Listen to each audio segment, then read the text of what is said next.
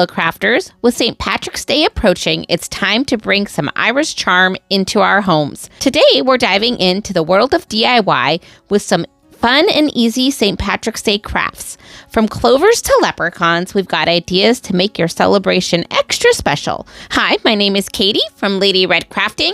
Grab your glitter and let's get started. Here's a fun DIY you can do at home with a palette from the Dollar Tree. And I'm going to put this palette on a paintable surface.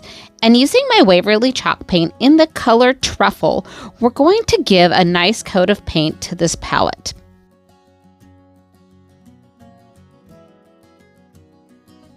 Now, once your palette is completely dry, we're going to grab some Elmer's school glue. And if you haven't tried this technique before, this is really a cool technique that you can do. And we're just taking this Elmer's school glue and I'm just going to put a little bit on the palette, and using a paintbrush, we'll go ahead and paint this glue over the top of the palette. Now let's go ahead and grab our Waverly chalk paint in the color Plaster. And I'm taking this chalk paint and we're going to paint over the top of the wet tacky glue on the palette. Let's grab our heat tool or a hair dryer and we're just going to go ahead and dry the paint on top of the glue. And what's going to happen here is it's going to start crackling all over the palette. It's this really nice technique where it just crackles the whole entire paint, and that's the glue drying underneath the wet paint. Let's set our palette aside. I grab a paintable surface and these adorable shamrocks that I found at the Dollar Tree, and they came in a pack of 8. And for this project, we're going to use 2 of them. I put them on my paintable surface and I just flipped them over. And using my apple barrel paint in the color English Ivy, we're going to just paint a nice coat of paint over the top of these shamrocks.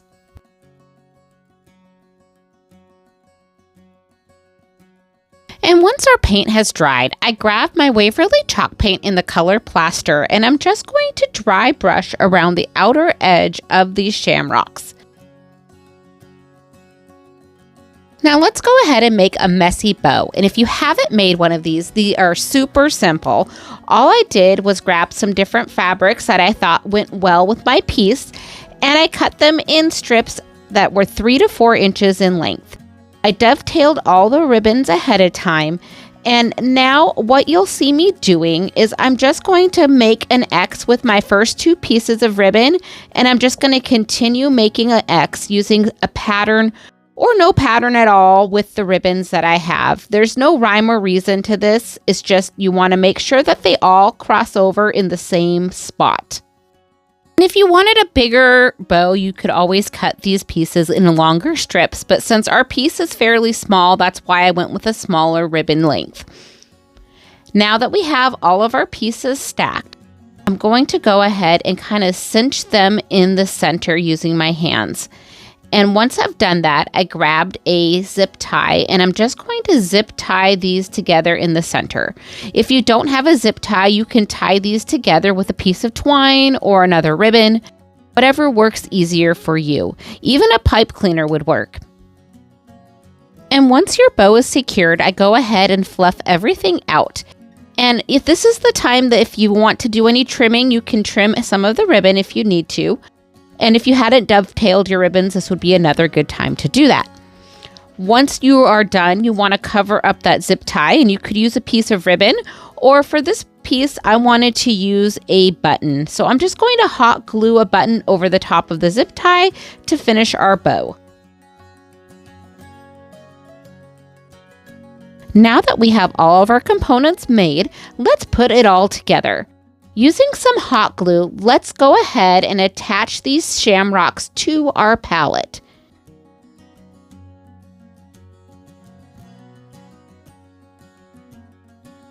Next, we'll go ahead and hot glue our bow onto our palette. And now our farmhouse shamrock sign is complete. I love how this turns out. That crackling effect gives such great dimension to our piece. Let me know what you think in the comments below.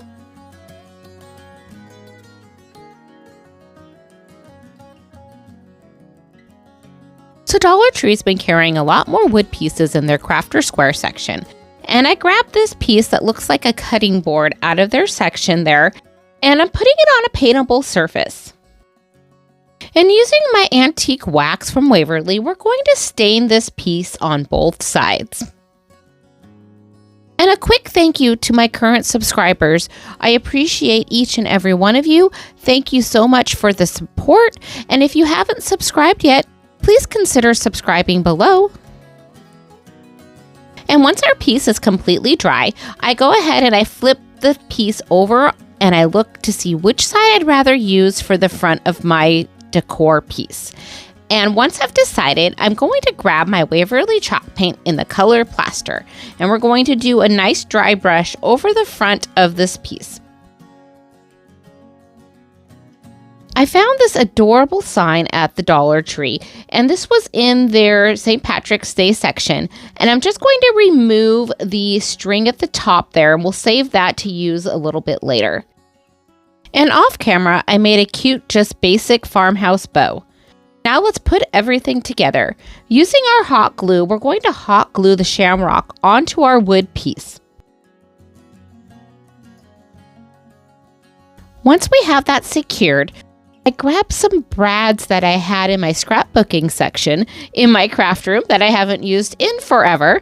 And I'm just going to use those pieces to cover up the holes that are in the aluminum there. But if you don't have brads, you could also use just some basic little buttons, or you could do some bows, or if you don't mind the holes there, you can just leave them as is. Next, we just hot glue the bow right to the top of our piece, and we get to use that twine from the sign earlier, and we can put that straight through the hole and tie a nice knot, and now we have a cute hanger for our little piece. And this piece turns out fantastic. I love how the farmhouse bow ties everything together. And I think this is a great decor piece with St. Patrick's Day and a fun farmhouse vibe.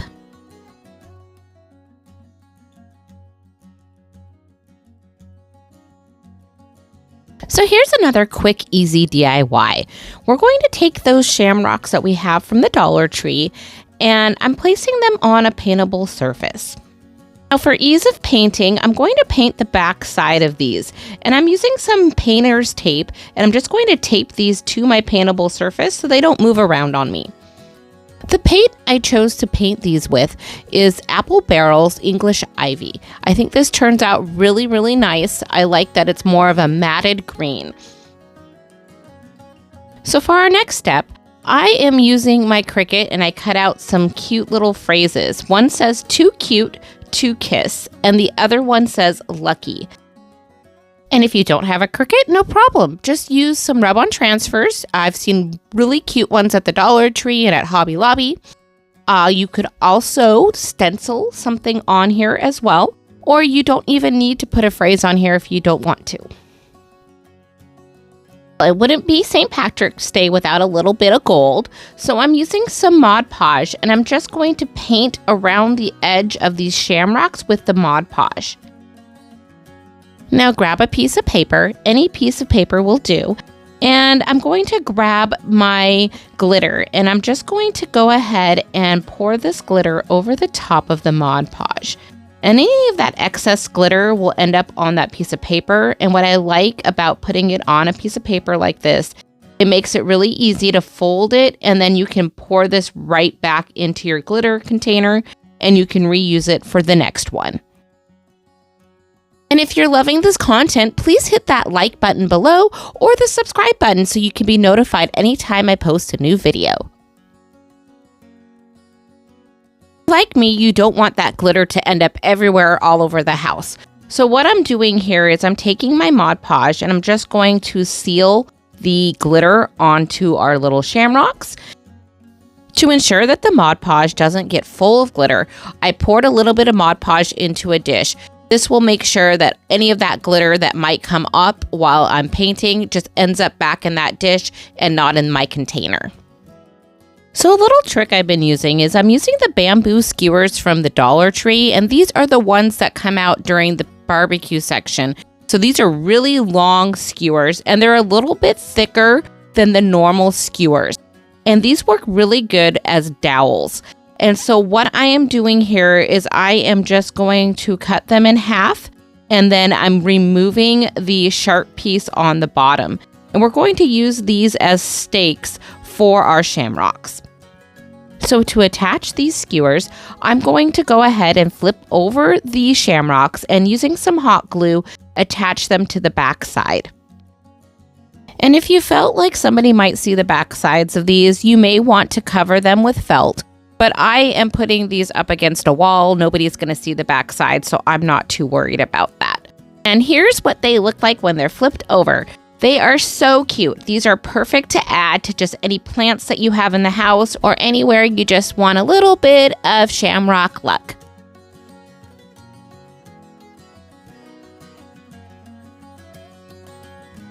Dollar Tree the other day and I found this gnome in the Valentine's Day section, and I thought, wow, this gnome would be great to make over for St. Patrick's Day. Our first step is removing the pieces from the hat on the gnome, and we're not going to reuse any of that red from the gnome hat, but we are going to keep that little white pom-pom, so please save that. Now it's time to remove the nose from the gnome. Yes, that's kind of a pun there, but we're going to just put that on a paintable surface. I'm using my Waverly chalk paint in the color Mineral to cover this nose, and it took me about 3 coats of paint to get this completely covered. So let's set that nose aside to dry.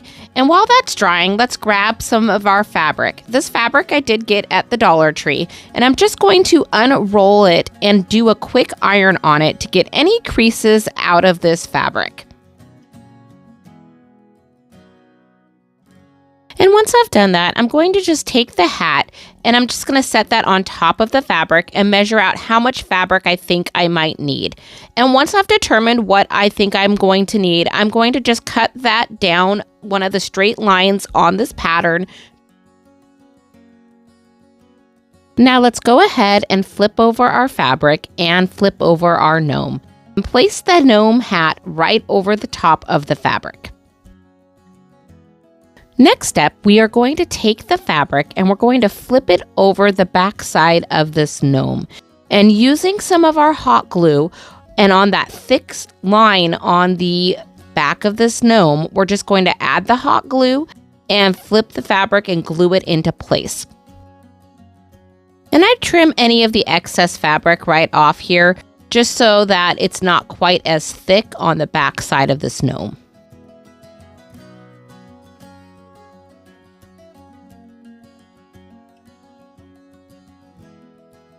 Now let's just repeat that same step on the other side. I'm using my hot glue and we're going to flip the fabric over onto the back side and glue everything into place.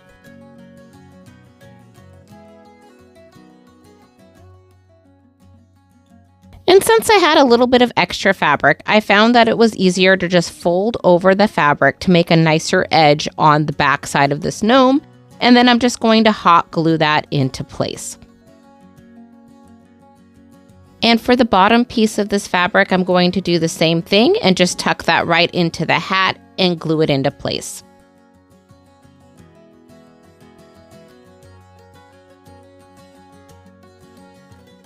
Now let's flip our gnome back over, and before we go any further, I want to make sure I get the handle or the hook all taken care of. So I'm using some just sheer ribbon for this, but you could use jute twine or whatever you'd like.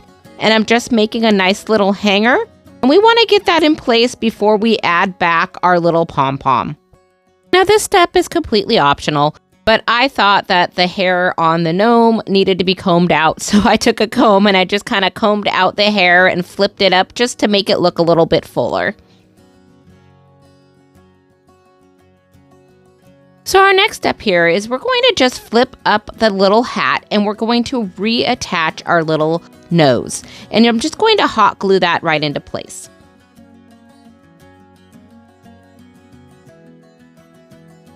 So I felt like this hat needed a little bit of a fur brim, and I had this leftover fabric from the Dollar Tree, and I'm just going to cut a little piece off to make a nice little brim for our hat. And once we got the right size piece measured out, I'm taking my hot glue and we're just going to hot glue that right into place. And now our lucky little gnome is complete and ready to hang for St. Patrick's Day. Let me know in the comments below what you think of this gnome. Thank you for crafting with me today. I hope you enjoyed making these St. Patrick's Day decorations.